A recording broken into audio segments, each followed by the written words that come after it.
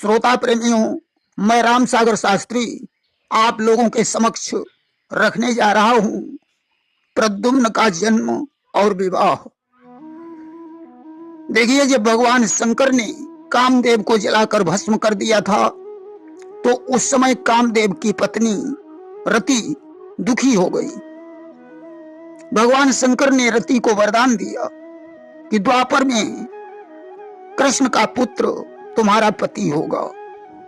अस्तु रुक्मिणी ने प्रद्युम्न नाम के पुत्र को जन्म दिया। संबरासुर ने अपना भेष बदलकर राजगृह में प्रवेश करके प्रद्युम्न का हरण किया और उसे समुद्र में फेंक दिया। प्रद्युम्न उस समय 10 दिन का भी नहीं था। समुद्र में उस बच्चे को एक मछली ने निगल लिया। एक दिन धीवरों ने समुद्र में जाल डाला और वही मछली जाल में फंस गई। उन्होंने वह मछली संबरासुर को दे दी। संबरासुर ने उसे रसोई घर में भिजवा दिया। मछली के चीर फाड़ का काम शुरू हो गया। रसोई बनाने वालों ने ज्यों उसका पेट चीरा, पेट से एक सुंदर बालक निकला।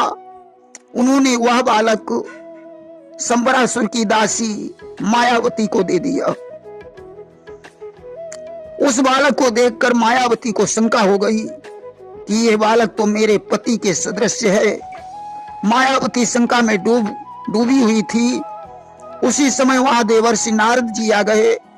उन्होंने मायावती को समझाया कि आप रति हैं और यह बालक ही तुम्हारा पति कामदेव है। इसने द्वारिका में भगवान कृष्ण की पत्नी रुक्मिणी से जन्म लिया है। संबरासुर ने इसका वध करने के लिए राजगृह से हरण कर समुद्र में डाल दिया था, जिसे एक मछली निगल गई। उसी मछली को धीवरों ने संबरासुर को प्रदान किया। अस्तु मछली के उदर से यह बालक निकला है जिसे धीवरों ने तुम्हें प्रदान किया है। अस्तु यही तुम्हारा पति कामदेव है। मायावती तो रसोई का काम देखती ही थी। आज सत्यता जानकर उसने नारद जी को धन्यवाद दिया और बड़े प्रेम से उसका पालन पोषण करने लगी। धीरे धीरे अल्पकाल में ही प्रद्युम्न जवान हो गया। अब तो उसे जो भी स्त्री देख लेती थी वह उस पर मोहित हो जाती थी। मायावती उसे पति की दृष्टि से देखने लगी। एक दिन प्रद्युम्न ने रति से कहा, माता, मुझे ऐसा प्रतीत होता है कि तुम मातृभाव को भूलकर मुझे दूसरी दृष्टि से देख रही हो। मायावती ने कहा, स्वामी, तुम्हारे लिए मैंने बहुत दिनों तक कष्ट उठाए हैं। मैं तुम्हारी माता नहीं बल्कि मैं ही तुम्हारी पत्नी रति हूं और आप ही कामदेव हैं। संबरासुर ने आपका अपहरण किया है। संबरासुर बहुत बड़ा मायावी है। वह हजारों माया जानता है। आप अपनी माया का प्रयोग करके उसका वध कीजिए और मुझे यहां से ले चलिए, क्योंकि आपकी माता रुक्मिणी आपके बगैर उसी प्रकार दुखी होंगी जैसे बछड़े के बगैर गाय दुखी होती है। रति ने आज ऐसा कहकर संपूर्ण माया को विनाश करने वाली विद्या प्रद्युम्न को प्रदान कर दी। तब प्रद्युम्न ने संबरासुर के पास पहुंचकर कहा, दुष्ट, तूने छलवेश धारण करके हमारा अपहरण किया। अगर तू शक्तिशाली है तो मेरे साथ युद्ध कर। संबरासुर ने आज हाथ में गदा उठाई और प्रद्युम्न का सामना किया। दोनों में गदा युद्ध होने लगा। प्रद्युम्न ने ज्यों गदा संबरासुर पर चलाई, संबरासुर मैदानव का शिष्य था। उसने माया का आश्रय लेकर आकाश में जाकर पत्थर बरसाना शुरू कर दिया। प्रद्युम्न ने सतोगुणी माया से उसकी माया को विनष्ट कर दिया। अब तो उसने गुहियक, गंधर्व, पिशाच, सर्प आदि सहस्रों मायाओं का प्रयोग किया, परंतु प्रद्युम्न ने उन सब का खंडन कर दिया। आखिरकार तलवार से प्रद्युम्न ने उसका शीश काट दिया। देवताओं ने आकाश से फूलों की वर्षा की। और वहीं आकाश मार्ग से प्रद्युम्न द्वारिकापुरी में पहुंचे। आज रति के सहित प्रद्युम्न जब द्वारिका में पहुंचे, रुक्मिणी प्रद्युम्न को देखकर कहने लगी, मेरा बालक भी आज इतना ही बड़ा होता, परंतु उसे कोई चुरा ले गया है। अगर आज वह जीवित होगा तो इतना ही बड़ा होगा, तुम्हारे जैसा ही होगा।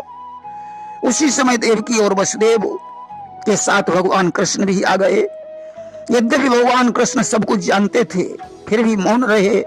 तब तक देवर्षि नारद ने नारायण नारायण करते हुए प्रवेश किया। उन्होंने सारा वृत्तांत रुक्मिणी को सुनाया, जिस प्रकार सम्रासुर ने प्रद्युम्न का हरण किया और समुद्र में फेंक दिया। अस्तु देवकी वसुदेव कृष्ण बलराम जी रति सहित प्रद्युम्न से मिलकर बड़े प्रसन्न हुए। देखिए, रुक्मिणी के भाई रुक्मी ने अपनी बहन रुक्मिणी के पुत्र होने का समाचार सुना तो उसने अपनी पत्नी से कहा कि मैं अपनी पुत्री रुक्मवती का विवाह कृतवर्मा के पुत्र से न करके अपने भांजे प्रद्युम्न के साथ करूंगा। आज तो उसने रुक्मवती का स्वयंवर किया और रुक्मिणी के पास पत्नी द्वारा लिखा हुआ पत्र भेजा, जिसमें पुत्र के सहित स्वयंवर में आने का निमंत्रण था। ब्राह्मण पत्र को लेकर द्वारिकापुरी पहुंचा। पत्र पढ़कर रुक्मिणी ने प्रद्युम्न के सहित भोजकट नगर को प्रस्थान कर दिया। रुक्मी की पत्नी ने प्रसन्नता पूर्वक स्वागत सत्कार किया। उसने रुक्मिणी के चरणों में अपना मस्तक झुकाकर कहा, हे ननद जी, जब से हमारे नंदोई तुम्हें हर कर ले गए हैं, तब से तुम आज मेरे यहाँ आई हो, इसलिए अब कृपा करके मेरी पुत्री को बहू के रूप में स्वीकार करो। रुक्मिणी ने कहा, भाभी जी, मैं तो आपकी बात को स्वीकार कर लूंगी, परंतु हमारे भाई रुक्मी इसे कैसे स्वीकार करेंगे। तब तक रुक्मी भी आ गया। उसने कहा, बहन, पुरानी बातों को भूल जाइए।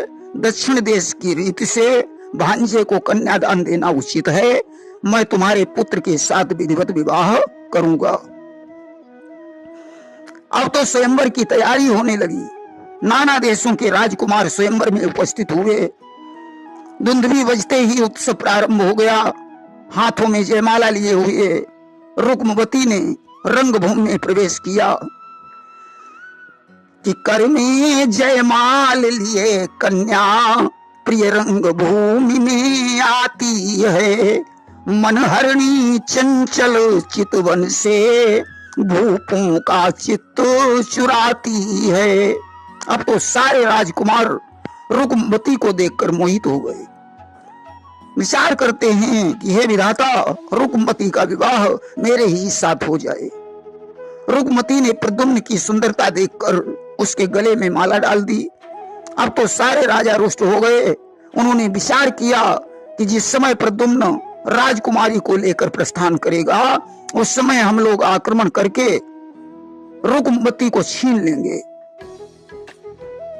जयमाल पढ़ने के बाद रुक्मी ने विधि पूर्वक कन्यादान किया कि विधिवत ब्याह हो न अब लागा, और गा वही सखी सहित अनुरागा।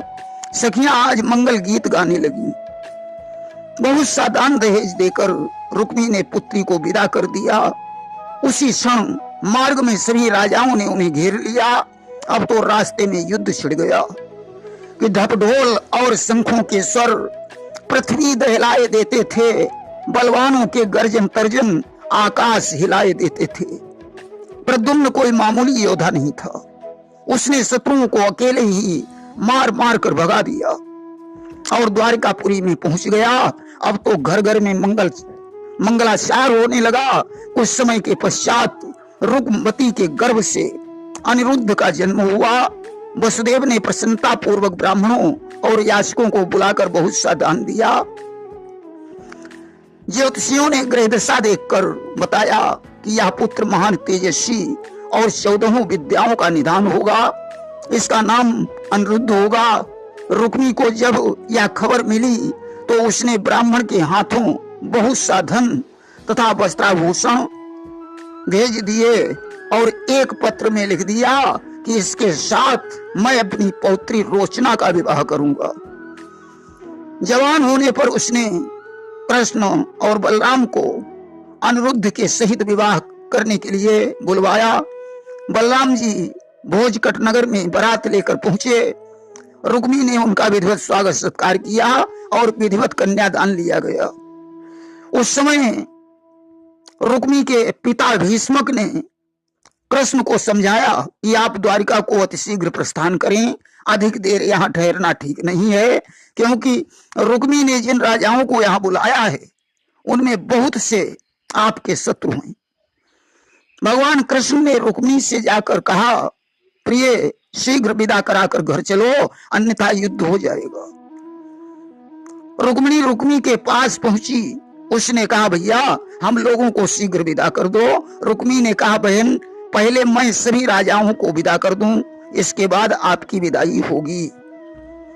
जब रुक्मी कलिंग देश और अन्य राजाओं के पास गया तो उन्होंने रुक्मी को भड़का दिया कि तुमने इतना दान दहेज दिया परंतु फिर भी तुम्हारी प्रशंसा नहीं हुई। दूसरी बात, रुक्मिणी हरण के समय तुम्हारी जो दशा हुई थी उसे याद करके मेरा खून खौलने लगता है। आज बदला लेने का समय है।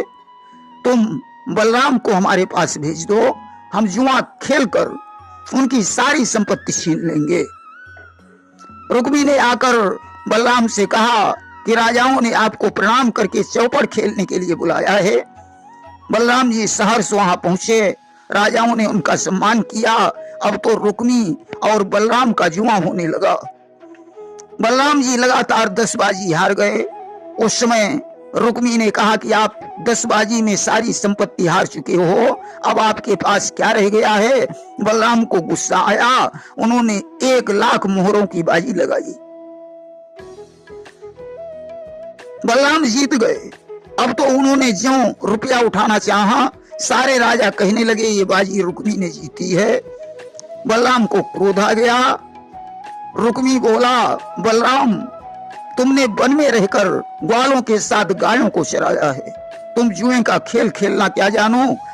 अब तो रोष में भरकर बलराम ने 10 करोड़ मोहरों की बाजी लगा दी। उस समय बाजी को भी उन्होंने छल से जीत लिया। तब आकाशवाणी ने कहा कि ये अधर्म हो रहा है। अब बलराम को क्रोध आ गया। उन्होंने कहा, रुक्मी तूने हमसे रिश्ता जोड़ करके भी पुरानी शत्रुता नहीं छोड़ी। अब भले ही रुक्मी बुरा मान जाए परंतु मैं तुझे जिंदा नहीं छोड़ूंगा। अस्तु उन्होंने हल से खींचकर मूसल से कूट कूट कर रुक्मी को मार डाला। अब तो सारे राजा उठ उठ कर भाग खड़े हुए।